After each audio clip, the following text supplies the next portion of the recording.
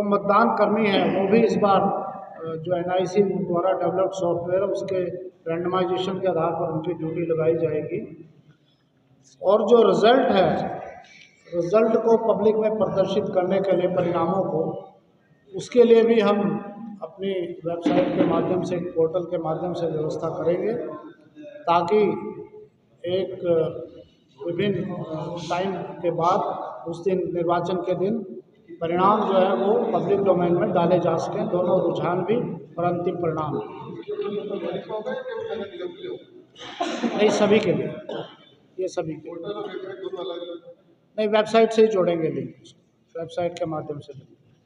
तो ये महिलाओं की सुविधा के लिए पिंक बूथ भी विभिन्न जनपदों में बनाए गए हैं, जो कि नगर निगम में फिलहाल हमने इस बार यह प्रक्रिया प्रारंभ की है। तो सभी नगर निगमों में ये पिंक है, टोटल 70 पिंक बूथ हैं और अलग अलग भी इसमें संख्या है, आपको अभी देंगे, एक राइटर डिस्ट्रीब्यूट तो करा दीजिए। उसके अलावा जो दिव्यांग मतदाता है उनके लिए भी अलग से निर्देश जारी किए हैं कि दिव्यांग मतदाता अगर वो अक्षम है, चलने फिरने में असमर्थ है, उसके लिए चुनाव को सुविधाजनक बनाया जाएगा। अगर वो ब्लाइंड है, नहीं देख सकता है, उसको सहायक दिया जा सकता है उसकी इच्छा अनुसार। इसके अलावा अगर वो अक्षम है, नहीं आ जा सकता है, तो सबसे पहले उसके परिवार के सदस्य को जिला निर्वाचन अधिकारी वाहन की अनुमति देंगे। और कोई ऐसा व्यक्ति है जिसके पास अपना वाहन नहीं है, तो जिलाधिकारी, जिला निर्वाचन अधिकारी उनको लाने ले जाने की व्यवस्था भी राजकीय संसाधनों से, निर्वाचन के संसाधनों से करेंगे। मतदाता सूचियों को हमने, पहले हमारे पास ये सारा ऑफलाइन डाटा रहता था, सारा फिजिकल फॉर्म में था। इस बार अपनी वेबसाइट पे ये जो मैंने डाटा बताया सारा हमारी वेबसाइट पे उपलब्ध है, ये पब्लिक डोमेन में डाला है। 20 व्यय प्रेक्षक, एक्सपेंडिचर ऑब्जर्वर भी इस चुनाव में जाएंगे। इसके अलावा एक्सपेंडिचर को कंट्रोल करने के लिए प्रत्येक जनपद में जिलाधिकारी भी एक स्थानीय अधिकारी को असिस्टेंट एक्सपेंडिचर ऑब्जर्वर नॉमिनेट करेंगे, जो व्यय प्रेक्षक के अधीन काम करेगा। उसके अलावा राज्य स्तर पर हमने 2 नोडल अधिकारी लिखा है, महानिदेशक पुलिस को लिखा है कि एक वो राज्य स्तरीय नोडल अधिकारी नामित करेंगे, और आबकारी आयुक्त को लिखा है कि आबकारी के राज्य स्तरीय नोडल अधिकारी नामित रहेंगे। जिले में 3 अधिकारी होंगे व्यय नियंत्रण के लिए, और जो अन्य मतदाताओं को प्रलोभित करने वाली जो व्यवस्थाएं हैं उनको रोकने के लिए उसमें जिला प्रशासन का एक अधिकारी रहेगा जो अपनी टीम के साथ रहेगा, आबकारी विभाग का एक अधिकारी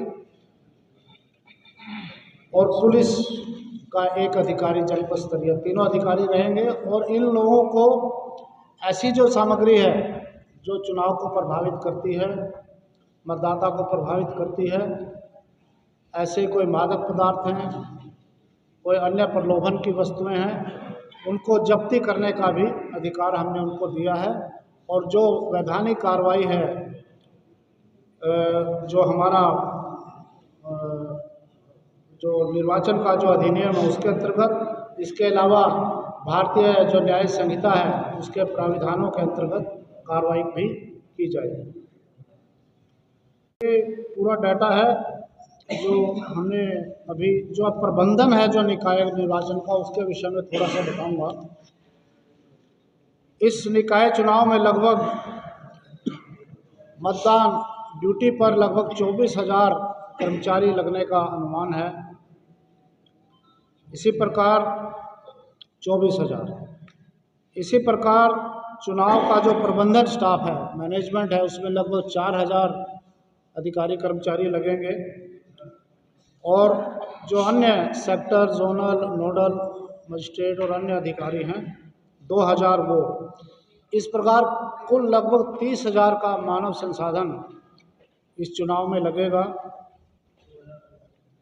इसके अलावा लगभग 18,000 सुरक्षाकर्मी भी निर्वाचन के दौरान ड्यूटी पर रहेंगे और लगभग 2,500 हल्के भारी वाहन जो पोलिंग पार्टीज और अन्य जो मैनेजमेंट है उसमें लगेंगे।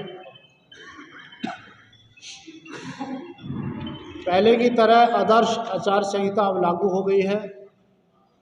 हमने कुछ नए दिशा निर्देश भी उसमें जारी किए हैं। एक नई आचार संहिता, आदर्श आचार संहिता 2024 जारी की है, जो हमारी वेबसाइट पर भी उपलब्ध है, राज्य निर्वाचन आयोग की।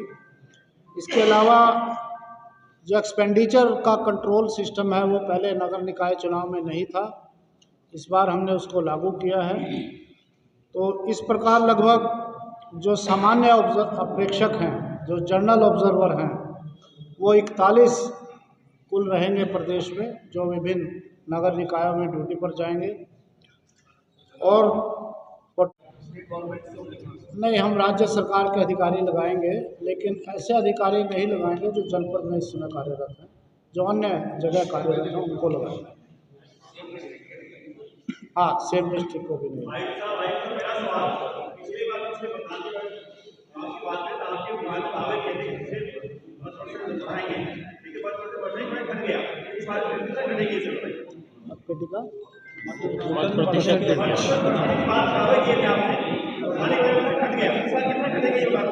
नहीं, हमारा प्रयास तो ये है कि मत प्रतिशत बढ़े और अधिक से अधिक।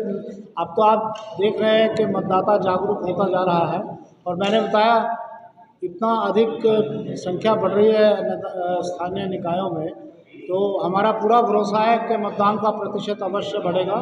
और अधिक से अधिक प्रचार प्रसार है, तो हमने अपने जिलाधिकारियों को और अन्य अधिकारियों को भी बोला है। हमारा यही प्रयास रहेगा कि अधिक से अधिक मत प्रतिशत संवेदनशील। हाँ,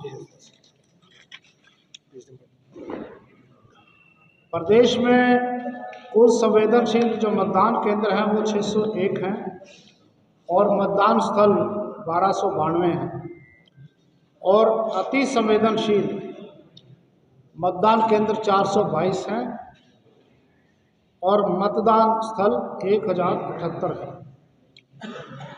लेकिन संवेदनशीलता एक ऐसा विषय है जो परिवर्तन भी होता रहता है उसमें, क्योंकि जब कैंडिडेट फाइनल होंगे उसके अनुसार भी संवेदनशीलता बढ़ती और बढ़ती है। और ये भी आप सबको मालूम होगा कि ये जो नगर निकाय का चुनाव है, ये राजनीतिक दलों द्वारा लड़ा जाता है, पार्टी आधार पर लड़ा जाता है। और इसमें जो प्रतीक हैं, जो दलों के प्रतीक हैं, हमारे पास जो पंजीकृत दल हैं वो आवंटित हैं। उसके अलावा अन्य प्रतीक, मुक्त प्रतीक होते हैं, जो निर्दलीय और अन्य लोगों को दे होंगे। 13 है, 13 कुल 13 दल हमारे पास, जिसमें के राष्ट्रीय दल हैं और मान्यता प्राप्त दल हैं।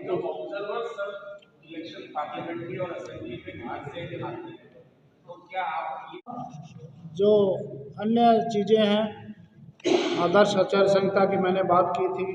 इसके अलावा एक आदेश हमने आज ही जारी किया है कि जो कैंडिडेट्स हैं उनका जो आपराधिक इतिहास है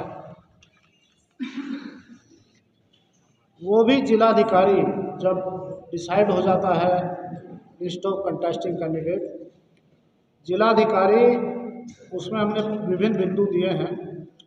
वो जो एफिडेविट में उन्होंने दिया है उसको पॉइंट फॉर्म में अपनी जनपद की जो भी वेबसाइट होंगी, जो भी प्रचार के साधन होंगे, उनके माध्यम से उसको प्रकाशित करेंगे और उस प्रकाशन की सूचना समाचार पत्रों के माध्यम से पब्लिक तक पहुंचाएंगे, नोटिस बोर्ड के माध्यम से, कि ये सूचना कहाँ पर प्रकाशित हुई। तो ये भी प्रकाशित करना अनिवार्य होगा, ये भी निर्देश दिए गए। तो ये निर्वाचन के संबंध में सामान्य चीज़ें हैं। हाँ, 5 लाख बड़े हैं, लगभग 5 लाख। जो स्त्री पुरुष है वो भी बता देता हूँ। वर्तमान में जो स्थिति है 2024 का जो अभी हमारा वोटर लिस्ट है, 14,82,809 महिलाएं मतदाता हैं, 14,82,809, और 15,79,789 15,79,789 ये पुरुष हैं, और 545 अन्य हैं जिन्होंने अन्य का विकल्प दिया है। 545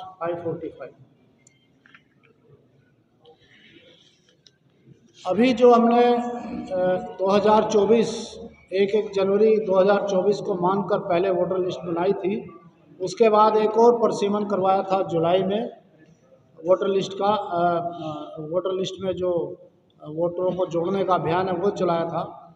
और अब क्योंकि निर्वाचन की तिथि 2025 में चली गई है, तो एक संक्षिप्त पुनः हमने अभियान चलाया था दिसंबर माह में नए वोटर जोड़ने के लिए, ताकि किसी वोटर को कोई वोटर वंचित ना रहे। तो उस अभियान में कुल हमारे 24,948 लगभग 25,000 मतदाता जुड़े हैं, जिसमें से 10,000 ऐसे वोटर हैं जो नए मतदाता हैं, एकदम नए मतदाता हैं, जो 1/1/25 को हार हुए हैं वोट डालने के लिए।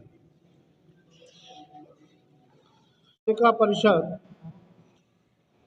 किच्छा और नरेंद्र नगर में अभी परिसीमन पूर्ण नहीं हुआ है, क्योंकि इनके जो क्षेत्र है उसमें राज्य सरकार ने कुछ संशोधन किया था, तो अभी परिसीमन पूरा नहीं हुआ है, वोटर लिस्ट अंतिम नहीं है, दोबारा जो उनका परिसीमन हुआ है, इसलिए इनमें भी अभी चुनाव ये जो अधिसूचना इसके अंतर्गत नहीं हो रहा है। इस प्रकार 7 निकायों में निर्वाचन नहीं होगा, लेकिन कुल 100 निकायों में निर्वाचन होगा। इन 100 निकायों में नगर निगमों की संख्या 11 है, नगर पालिका परिषदों की संख्या 45 है, और नगर पंचायतों की ये कुल संख्या मैं बता रहा हूँ, 11, 45 और 48, इस प्रकार 104 निकायों में चुनाव होता है। और अब जो चुनाव हो रहा है वो हो रहा है 11 नगर निगम, 43 नगर पालिका परिषद और 46 नगर पंचायतें। इस प्रकार 100 नगर निकायों में चुनाव होना है। और इसमें जो वार्ड हैं, जो सदस्य हैं, पार्षद और सदस्य दोनों अलग नोमेनक्लेचर है, सभासद और सदस्य। तो पार्षद नगर निगमों में 540 हैं, और जो सदस्य हैं नगर पालिका और नगर पंचायतों में, नगर पालिका में 444 और नगर पंचायतों में 298। इस प्रकार 1282 पदों पर 1282 सदस्यों के पदों पर निर्वाचन होना है। अगर कोई कैंडिडेट वापस लेना चाह रहा है, वो 2 जनवरी को 10 बजे से 4 बजे तक अपना नाम वापस ले सकता है। और निर्वाचन प्रतीक आवंटन 3 जनवरी 2025 को सुबह 10 बजे से लेकर सायं 3 बजे तक किया जाएगा। मतदान 23 जनवरी 2025 को पूर्वाह्न 8 बजे से अपराह्न 5 बजे तक संपन्न किया जाएगा। और मतगणना 25 जनवरी को पूर्वाह्न 8 बजे से प्रारंभ होकर कार्य समाप्ति तक जारी रहेगी। 25 जनवरी सुबह 8 बजे से, और जब तक मतगणना समाप्त होती तब तक जारी रहेगी। ये जो निर्वाचन है, हमारे राज्य में कुल 107 नगर निकाय हैं, उसमें से 3 नगर निकाय नगर पंचायत बद्रीनाथ, केदारनाथ और गंगोत्री में चुनाव नहीं होता है, निर्वाचन नहीं होता है, क्योंकि वहाँ स्थायी मतदाता नहीं है। 2 नई नगर पंचायतों का गठन हुआ है, पाटी और गढ़ी नेगी, अभी उनका परिसीमन नहीं हुआ है, इसलिए वहाँ चुनाव नहीं हो पाएगा। गढ़ी नेगी, उधम सिंह नगर में गढ़ी नेगी, चंपावत। अधिकारी निर्वाचन की सूचना 24/12/2024 को जारी करेंगे। ठीक है, थोड़ा और करो, थोड़ा करो।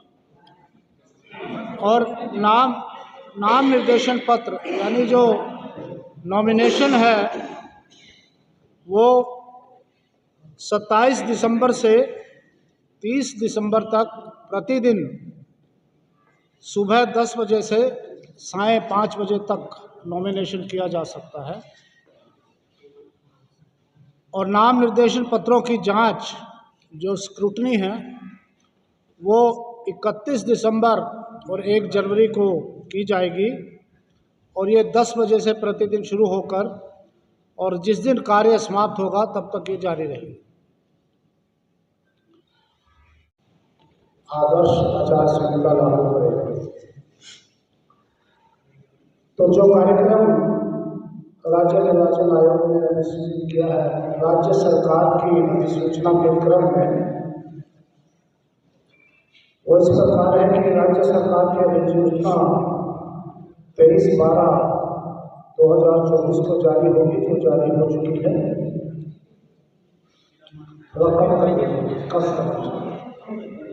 और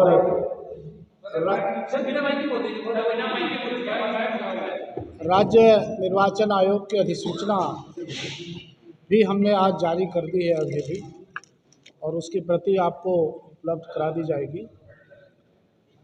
राज्य निर्वाचन आयोग की अधिसूचना के अनुसार जिलाधिकारी, जिला निर्वाचन अधिकारी, नगर निकाय निर्वाचन की अधिसूचना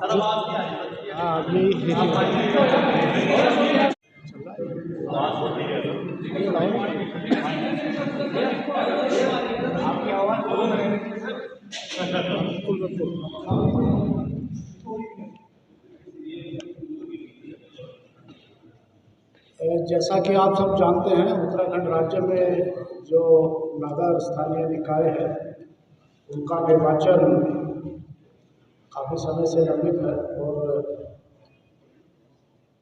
शासन द्वारा आरक्षण की प्रक्रिया, पदों के आरक्षण की प्रक्रिया की जा रही थी। वो आरक्षण की प्रक्रिया आज उसका अंतिम चरण है, और हमें जो सूचना प्राप्त हुई है उसके अनुसार आरक्षण पदों का निर्धारित कर दिया गया है। जो हमारा अधिनियम है, नगर पालिका अधिनियम और नगर निगम अधिनियम, इसके अंतर्गत व्यवस्था है कि राज्य सरकार राज्य निर्वाचन आयोग के परामर्श से